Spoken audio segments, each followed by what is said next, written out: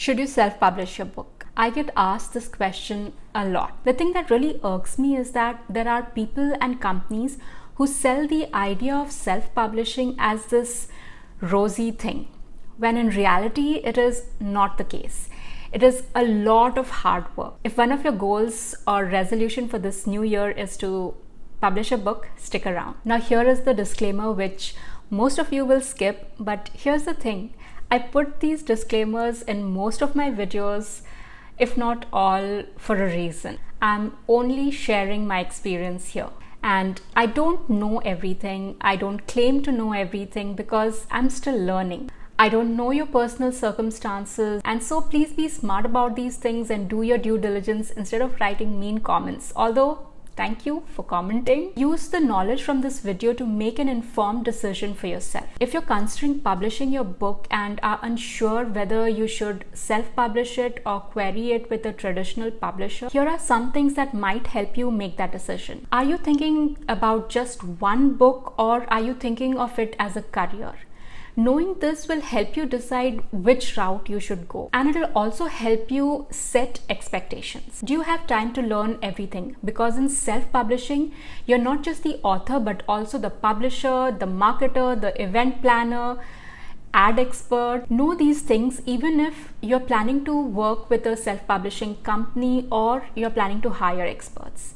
And it all takes time, or you have the money to hire experts who can take a lot of these things off your plate so you can concentrate on what you like and what you're good at. If not, then consider going the traditional route, which might take longer, but that way you'll give yourself, your book and your publishing career the best option. Or save for it.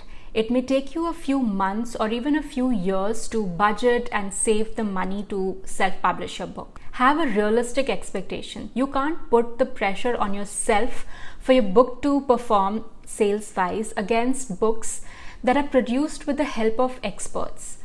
Not to say it can't happen, but know what are the odds for that to happen to you. Can you give yourself enough time to do all the things? Let us say you have the time to learn how to do things, but you also have to give yourself enough time to do all of them. For example, marketing. I have a degree in marketing. I know what goes into it, and still I always overestimate myself.